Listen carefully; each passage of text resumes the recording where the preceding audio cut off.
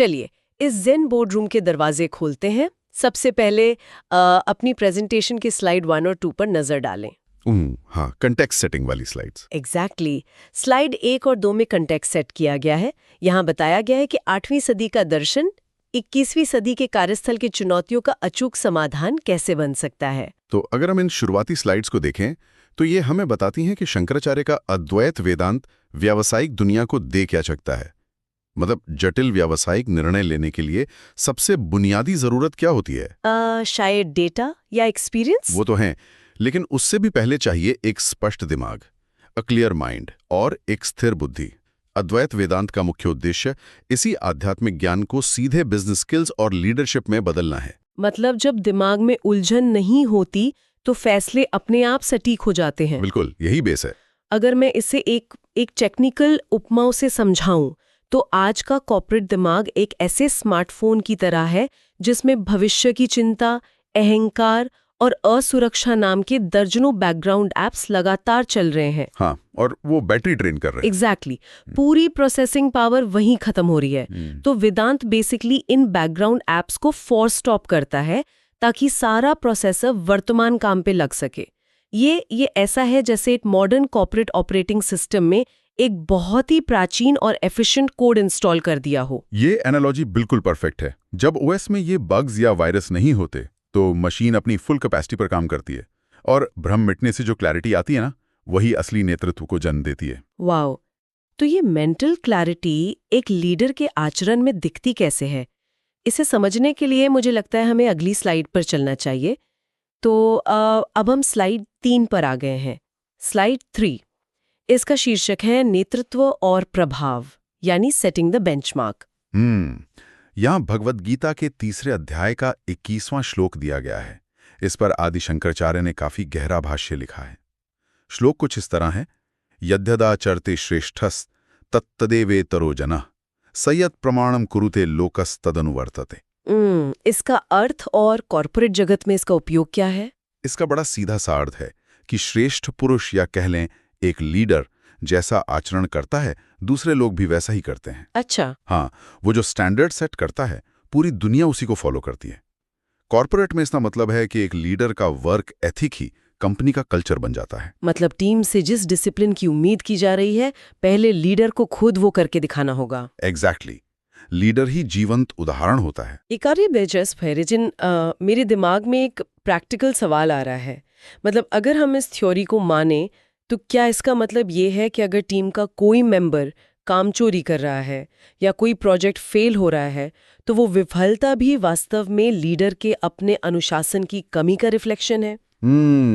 ये सुनने में थोड़ा, मतलब ये तो एक बहुत ही भारी, ऑलमोस्ट इम्पॉसिबल लेवल की जिम्मेदारी लगती है ना? हाँ, ये जिम्मेदारी नामुमकिन लग सकती है, लेकिन यही महान नेतृत्व का कोर है। यहाँ समझने वाली बात यह है कि बेहतरीन नेतृत्व माइक्रो मैनेजिंग से नहीं आता। राइट। वो आता है सेल्फ मैनेजिंग से। अगर कोई लीडर खुद अपनी बात से मुकर जाता है या प्रेशर में आकर टूट जाता है, लेकिन अपनी टीम से वो उम्मीद करता है कि वो संयम रखें, तो वो एक बहुत बड़ा कॉन्ट्रडिक्शन पैदा कर रहा है। बिल्कुल, मतलब कथनी और करनी में फर्क। सही कहा। संस्कृति दीवारों पर लिखे उन फैंसी नियमों से नहीं बनती। संस्कृति उस बिहेवियर से बनती है जिसे लीडर रोज जीता है। जब लीडर ट्रांसपेरेंट होता है तो टीम में काम चोरी की गुंजाइश अपने आप खत्म हो जाती है। बहुत ही पावरफुल पॉइंट है ये। तो लीडरशिप की इसी गहरी जिम्मेदारी को आगे बढ़ाते हुए अब हम प्रेजेंटेशन की अगली स्लाइड पर चलते हैं। मैं स्लाइड 4 पर मूव कर रही हूँ। इसका टाइटल है पूर्ण जवाबदेही या एक्सट्रीम ओनरशिप। यहाँ विवेक चूड़ामणि का 14वां श्लोक कोट किया गया है। अधिकारिणम आशास्ते फलसिद्धे विशेषतः उपाया देश कालाद्या सन्ति अस्मिन् सहकारिणा। ओके, इसका क्या अर्थ है? इसका अर्थ है कि सफलता मुख्य रूप से व्यक्ति की अपनी योग्यता पर डिपेंड करती है। समय, स्थान और बाहरी परिस्थितियां केवल हेल्पिंग टूल्स हैं। यानी सफलता पूरी तरह से अपनी कैपेसिटी पर है। स्लाइड में लिखा है कि बाहरी कारणों को दोष देना बंद करें और 100% ओनरशिप लें। लेकिन इस पर तो एक बहुत बड़ा पुशबैक आ सकता है। कैसा पुशबैक? मतलब मान लीजिए कोई ग्लोबल पेंडेमिक आ जाए या रातों रात शेयर बाजार क्रैश हो जाए ये तो पूरी तरह से अनकंट्रोलेबल फैक्टर्स है ना। हाँ बिल्कुल है। तो ऐसे में कोई एम्प्लॉय या लीडर 100% दोष अपने सिर कैसे ले सकता है? ये थोड़ा इलॉजिकल नहीं लगता? अगर हम इसे एक बड़े कॉन्टेक्स्ट में देखें तो यहाँ एक बहुत ही बारीक साइकोलॉजिकल लाइन है। ओनरशिप का मतलब दोष लेना नहीं है। अच्छा। ब्लेम और ओनरशिप अलग हैं। बिल्कुल। इसका मतलब ये नहीं है कि मार्केट क्रैश आपकी वजह से हुआ। एक्सट्रीम ओनरशिप का असली मतलब है कि जब वो बाहरी घटना घटी तो उस पर जो रिस्पॉन्स दिया गया उस रिस्पॉन्स के 100% मालिक हम खुद हैं। कोई भी बाहरी सिचुएशन को कंट्रोल नहीं कर सकता, लेकिन उसे फेस कैसे करना है ये पूरी तरह से हमारा चॉइस है। राइट, मतलब अपना रिएक्शन हमारे हाथ में है। एग्जैक्टली। जब हम बाहरी चीजों को दोष देते हैं तो इंसान खुद को एक विक्टिम मान लेता है और वहीं वो अपनी पावर लूज कर देता है। वाओ, ये बहुत इंपॉर्टेंट डिस्टिंक्शन है। मतलब रिस्पॉन्सिबिलिटी को अगर हम तोड़ें तो वो है रिस्पॉन्सिबिलिटी, स्थिति को संभालने की क्षमता। हाँ बिल्कुल। ये खुद को लाचार मानने की बजाय ये एक प्रॉब्लम सॉल्विंग माइंडसेट है। और जब हम अपनी प्रतिक्रिया को कंट्रोल करने की बात करते हैं तो फोकस का मुद्दा सामने आता है। इसे समझने के लिए हमारी अगली स्लाइड बहुत रेलेवेंट है। मैं स्लाइड नंबर 5 पर जा रही हूँ। इसका टाइटल है प्रक्रिया बनाम परिणाम, प्रोसेस ओवर आउटकम। यहाँ गीता का सबसे फेमस श्लोक है, दूसरे अध्याय का 47वां श्लोक, कर्मण्येवाधिकारस्ते मा फलेषु कदाचन। मतलब तुम्हारा अधिकार केवल कर्म करने में है, उसके फलों में नहीं। हाँ, ये तो हमने बहुत बार सुना है। बिल्कुल। आगे है मां कर्म फल हेतुर्भुर माते संगोस्त्व कर्मणि। मतलब स्वयं को परिणामों का कारण मत मानो और अकर्मण्यता से बचो। ये विचार कॉर्पोरेट ट्रेनिंग्स में खूब दोहराया जाता है कि अपना 100% फोकस प्रेजेंट टास्क और प्रोसेस पर रखो। लेकिन यार, ये सुनने में जितना फिलॉसफिकल लगता है, रियल लाइफ में उतना ही मुश्किल है। मुश्किल क्यों लगता है? क्योंकि जब बॉस हर हफ्ते सेल्स टारगेट मांग रहा हो या किसी का प्रमोशन ड्यू हो, तो एक एम्प्लॉई अपने बोनस या टारगेट की टेंशन कैसे छोड़ दे? मतलब क्या ये मॉडर्न कॉर्पोरेट स्ट्रक्चर में थोड़ा अनरियलिस्टिक नहीं है? ये अनरियलिस्टिक इसलिए लगता है क्योंकि हम लक्ष्य को इग्नोर करने और लक्ष्य से अटैच ना होने के बीच का फर्क भूल जाते हैं। थोड़ा और समझाइए। देखिए, जब किसी प्रोफेशनल का दिमाग बस इसी बात पर अटका रहता है कि क्या मुझे इस प्रोजेक्ट से प्रमोशन मिलेगा, तो उसकी आधी से ज्यादा एनर्जी उसी फ्यूचर की एंग्जाइटी में वेस्ट हो जाती है। हाँ, वो ओवरथिंक करने लगता है। एग्जैक्टली। और उसका जो प्रेजेंट काम है, जो उस प्रमोशन का असली बेस है, वो खराब होने लगता है। उत्कृष्ट निष्पादन ही सर्वोत्तम परिणामों को आकर्षित करता है। जैसे एक तीरंदाज का उदाहरण लें, आर्चरी वाला। हाँ, वो टारगेट को देखता जरूर है, लेकिन जब वो तीर छोड़ता है तो उसका पूरा ध्यान अपनी सांसों पर, कमान के तनाव पर और तीर की दिशा पर होता है, यानी प्रोसेस पर। वाओ, ये बहुत सही एनालॉजी है। परिणामों की चिंता असल में परफॉर्मेंस एंग्जाइटी पैदा करती है, और वो एंग्जाइटी हमारी एफिशिएंसी की सबसे बड़ी दुश्मन है। राइट। यानी टारगेट को एक कंपास की तरह इस्तेमाल करना है, बस दिशा देखने के लिए, ना कि उससे ही घूरते रहना है। बिल्कुल सही। लेकिन जब हम केवल प्रोसेस पर फोकस करते हैं तो मार्केट के जो भारी उतार चढ़ाव हैं वो हमारे माइंड को कैसे इम्पैक्ट करते हैं, और इस मेंटल स्टेट को मेंटेन कैसे रखा जाए? इसका जवाब हमें स्लाइड 6 में मिलता है। मैं स्लाइड 6 की तरफ मूव कर रही हूं, जो भावनात्मक लचीलापन या इमोशनल रेजिलियंस पर है। यहां गीता का 2.48 श्लोक दिया गया है, योगस्थ कुरु कर्माणि संगम त्यक्त्वा धनंजय सिद्ध्य सिद्ध्योर समो भूत्वा समत्वम योगे उच्यते। इसका अर्थ है कि सफलता और विफलता में समान रहकर कर्म करो। इसी संभाव को योग कहते हैं। कॉर्पोरेट दुनिया में इसका उपयोग बहुत डीप है। चाहे एक क्वार्टर में भारी प्रॉफिट्स हों या दूसरे में भारी लॉस, एक प्रोफेशनल का माइंड शांत रहना चाहिए। मतलब ये तो बहुत ही कॉन्ट्रास्टिंग बात हो गई ना। कॉर्पोरेट में तो सक्सेस पर भारी पार्टी होती है, जश्न मनाया जाता है, और फेलियर पर तुरंत पैनिक मीटिंग शुरू हो जाती है। हाँ, वो आम बात है। तो यहाँ जो समभाव की बात हो रही है वो प्रैक्टिकली कैसे काम करता है? कोई इंसान अपनी कंपनी का लाखों का नुकसान देखकर चिल कैसे रह सकता है?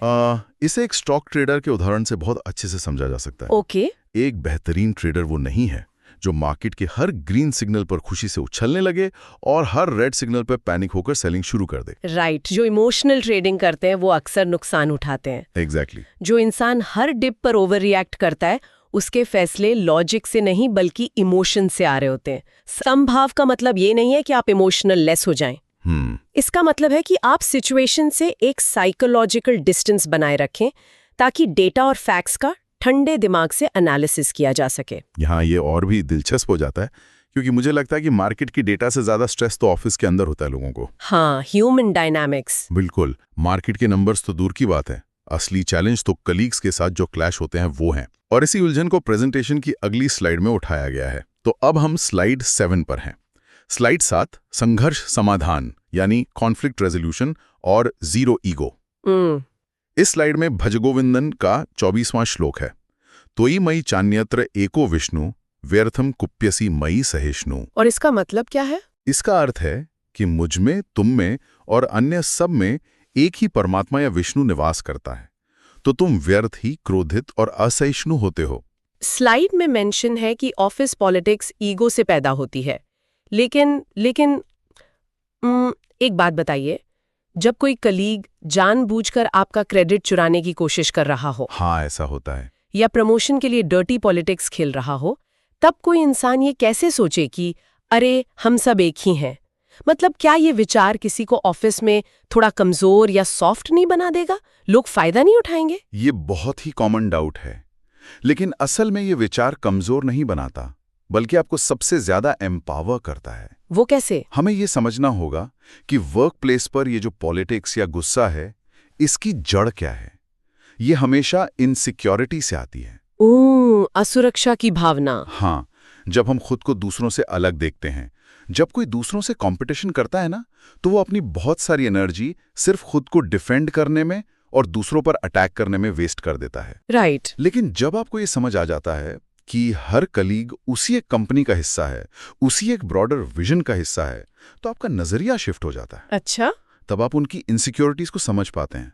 आप बस रिएक्ट करने की बजाय मैच्योरिटी के साथ रिस्पॉन्ड करते हैं। क्रोध एक बहुत ही यूजलेस बिजनेस स्ट्रैटेजी है। वाओ, एम्पैथी से काम लेना ज्यादा स्ट्रेटेजिक फायदा देता है। बिल्कुल, क्योंकि इससे आप लोगों का ट्रस्ट जीतते हैं। बहुत ही सही बात है।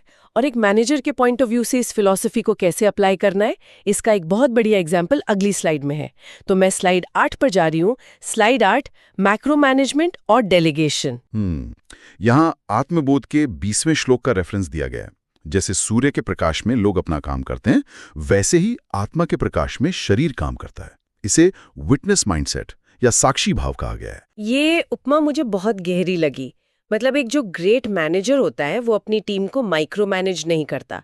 जैसे सूरज कभी किसी पेड़ को ये नहीं बताता कि फोटोसिंथेसिस कैसे करना है, बिल्कुल नहीं, या नदी को कैसे बहना है। वो बस रोशनी देता है और चीजें अपनी नेचर के हिसाब से ग्रो करती हैं। एग्जैक्टली। एक ज्ञानी लीडर का काम भी यही है। वो सिर्फ प्रकाश देता है, यानी वो एक क्लियर विजन देता है और जो भी जरूरी रिसोर्सेज हैं वो प्रोवाइड करता है। उसके बाद वो अपनी टीम को फ्रीडम देता है कि वो अपना काम खुद करें। वो हर छोटी बात में दखल नहीं देता, हर ईमेल सीसी में नहीं मांगता। राइट, वो बस दूर से ऑब्जर्व करता है। हाँ, वो साक्षी भाव से देखता है और इंटरफेयर सिर्फ तब करता है जब उसे लगता है कि पूरी टीम ही गलत डायरेक्शन में जा रही है। ये तो डेलीगेशन का एकदम हाईएस्ट लेवल है। इससे टीम का कॉन्फिडेंस भी बढ़ता होगा। बिल्कुल बढ़ता है। लेकिन ये जो आज़ादी है या डेलीगेशन है, ये तभी काम करता है जब आपका एनवायरनमेंट सही हो। और यही रीजन है कि स्लाइड 9 इसी बारे में है। तो हम स्लाइड 9 पर आते हैं, कॉर्पोरेट संस्कृति और networking, the power of environment. यहाँ भजगोविंदम का 9वां श्लोक है, सत्संगत्वे निस्संगत्वम निस्संगत्वे निर्मोहत्वम। मतलब सज्जनों की संगति यानी सत्संग से वैराग्य आता है, वैराग्य से मोहभंग और उससे स्थिर मन, और स्थिर मन से मुक्ति। आज के मॉडर्न कॉर्पोरेट वर्ल्ड में अक्सर एक कोट कहा जाता है ना कि आप उन 5 लोगों का एवरेज होते हैं जिनके साथ आप सबसे ज्यादा टाइम स्पेंड करते हैं। हाँ बिल्कुल। तो अगर कोई ऐसे लोगों के साथ काम कर रहा है जो हमेशा कंप्लेन करते रहते हैं, गॉसिप करते हैं, हर चीज में नेगेटिविटी ढूंढते हैं, तो उसका अपना दिमाग भी उसी टॉक्सिक पैटर्न में सोचने लगेगा। 100%। इसीलिए अच्छे मेंटर्स और पॉजिटिव कलीग्स का जो नेटवर्क है, जो असल में मॉडर्न सत्संग है, वो मेंटल क्लैरिटी के लिए बहुत जरूरी है। सही माहौल ही वो फाउंडेशन है जो आपको फालतू की उलझनों से बचाता है। और इस माहौल के साथ साथ एक और चीज बहुत जरूरी है, टाइम मैनेजमेंट, जो हमारी स्लाइड 10 स्पष्ट करती है। ठीक है, तो मैं स्लाइड 10 की तरफ बढ़ रही हूँ। समय प्रबंधन और सक्रियता, टाइम मैनेजमेंट एंड एजिलिटी। इस स्लाइड में भज गोविंदम का 12वां श्लोक है, दिनायामिन्यो शायं प्रातः शिशिरवसंतो पुनरायातः कालः क्रीडति गच्छति आयुः तदपि न मुंचति आशावायुः। इसका मीनिंग? अर्थ बहुत ही क्लियर है। दिन और रात, सुबह और शाम, सर्दियां और वसंत आते जाते रहते हैं। समय खेल रहा है और जीवन बीत रहा है, लेकिन फिर भी इंसान की इच्छाओं का जो तूफान है वो शांत नहीं होता। मतलब आज के टाइम में हम प्रोडक्टिविटी बढ़ाने के लिए क्या क्या नहीं करते, हैक्स, एप्स, टाइम मैनेजमेंट के 20 टूल्स यूज करते हैं। हाँ, पोमोडोरो टेक्निक और ना जाने क्या क्या। एग्जैक्टली। फिर भी टालम टोल या प्रोक्रेस्टिनेशन इतनी बड़ी प्रॉब्लम है। इस श्लोक को सुनकर समझ आता है कि जब तक आपकी प्रायोरिटीज क्लियर नहीं होंगी, कोई भी बाहरी ऐप काम नहीं करेगा। बिल्कुल नहीं करेगा। फालतू की इच्छाओं में या ऑफिस गॉसिप में एनर्जी वेस्ट करने के बजाय जो सबसे इम्पोर्टेंट बिजनेस गोल्स हैं, उन्हें अभी इसी वक्त पूरा करने का जो एक्शन है, वही असली टाइम मैनेजमेंट है, क्योंकि समय तो किसी का इंतजार नहीं करता। ये श्लोक ना एक अलार्म क्लॉक की तरह है। ये इंसान के अंदर की इंट्रिंसिक मोटिवेशन को जगाता है, जो किसी ऐप से नहीं मिल सकती। राइट। तो अब हम इस प्रेजेंटेशन के सबसे डीप हिस्से की तरफ बढ़ रहे हैं। स्लाइड 11 और 12, ये दोनों स्लाइड्स मिलकर विजन और पर्पस को डिफाइन करती हैं। मैं पहले स्लाइड 11 पर फोकस कर रही हूँ, रणनीतिक शुद्धता। स्लाइड 11 आत्मबोध के 39वें श्लोक पर बेस्ड है।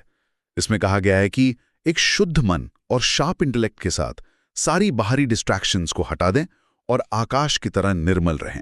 और स्लाइड 12? स्लाइड 12 साधना पंचगम के पहले श्लोक पर है, वेदो नित्यमधीयताम तदुदितम कर्म सनुष्ठीयताम। मतलब निरंतर ज्ञान प्राप्त करें और अपने कर्तव्यों को एक बड़े उद्देश्य के लिए निभाएं। स्लाइड 11 में जो मेंटल डीक्लटरिंग की बात हो रही है ना, वो आज के इस डेटा ओवरलोड वाले दौर में एकदम मस्ट है। ये तो ऐसा हो गया जैसे किसी कंप्यूटर के उन 50 खुले हुए ब्राउजर टैब्स को एक साथ क्लोज कर देना, जो रैम खा रहे हैं और सिस्टम को स्लो कर रहे हैं। ये बहुत ही एप्ट एनालॉजी है। जब हजारों अनरीड ईमेल्स और स्लैक नोटिफिकेशन से मन फ्री होकर आकाश की तरह शांत होता है ना, तभी कोई नया और क्रिएटिव आइडिया आ सकता है। और जो स्लाइड 12 है वो हमें सिखाती है कि वर्क एज वर्शिप का रियल मीनिंग क्या है। अगर आप अपने काम को सिर्फ महीने के एंड में मिलने वाली सैलरी के तौर पर देखेंगे तो बहुत जल्दी बर्नआउट का शिकार हो जाएंगे। हाँ, फिर वो काम एक बोझ लगने लगता है। बिल्कुल। लेकिन जब आप उसी काम को सोसाइटी या कंपनी के लिए एक वैल्यू क्रिएशन या योगदान मानते हैं तो वो बोझ नहीं रहता, फिर आपका काम ही आपकी साधना बन जाता है। वाओ! तो इस पूरी फिलॉसफी का प्रैक्टिकल रिजल्ट क्या होता है? इसका पूरा चार्ट स्लाइड 13 में है। तो मैं स्लाइड 13 पे मूव कर रही हूँ। यहाँ 2 तरह के प्रोफेशनल्स का डायरेक्ट कंपैरिजन है। ये एक बहुत ही क्रिस्प समरी है पूरे डिस्कशन की। एक तरफ है अज्ञानी कर्मचारी और दूसरी तरफ है ज्ञानी लीडर। राइट। जब फेलियर आता है तो अज्ञानी हमेशा बाहरी चीजों को ब्लेम करता है, लेकिन ज्ञानी लीडर 100% ओनरशिप लेता है। बिल्कुल। मार्केट में जब भारी उतार चढ़ाव आता है तो अज्ञानी प्रॉफिट या लॉस को लेकर बहुत स्ट्रेस में आ जाता है, जबकि ज्ञानी संभाव में रहकर लॉजिकल डिसीजंस लेता है। और टीम डायनामिक्स में भी। हाँ, टीम के बीच अज्ञानी ईगो और पॉलिटिक्स में उलझा रहता है, जबकि ज्ञानी एम्पैथी के साथ काम करता है। ये कंपैरिजन एकदम रियल कर देता है कि ये दर्शन किसी को वीक नहीं बना रहा है, ये एक्चुअली आपको एक अनबीटेबल प्रोफेशनल बनाता है। 100%। और ये पूरी जर्नी जिस अल्टीमेट गोल तक पहुंचती है वो हमारी अगली और सेकंड लास्ट स्लाइड का टॉपिक है। मैं स्लाइड 14 पर आ गई हूँ, कार्यस्थल में जीवन मुक्ति प्राप्त करना। यहाँ समझने वाली बात यह है कि आदि शंकराचार्य अपना काम छोड़कर संन्यास लेने की बात नहीं कर रहे हैं। अच्छा। वो काम के बीच रहकर अपना अहंकार छोड़ने की बात कर रहे हैं। ये जो कॉर्पोरेट कंपनी है, यही आपका आश्रम है और जो भी काम आप कर रहे हैं वही आपकी साधना है। मतलब बेस्ट प्रोफेशनल वो है जो इस कॉर्पोरेट बोर्ड रूम में पूरी ताकत से खेलता है, कंपटीशन करता है, जीतने के लिए स्ट्रेटेजी भी बनाता है। हाँ, लेकिन मेंटल लेवल पर वो उस रिजल्ट का गुलाम नहीं होता। वो गेम में पूरी तरह इन्वॉल्व्ड है, फिर भी उससे फ्री है। एग्जैक्टली। और इसी स्टेट को जीवन मुक्ति कहा गया है, जीते जी मुक्ति। ऐसा इंसान गेम को एंजॉय करता है, लेकिन गेम के स्कोर कार्ड से अपनी पूरी आइडेंटिटी को अटैच नहीं करता। वाह!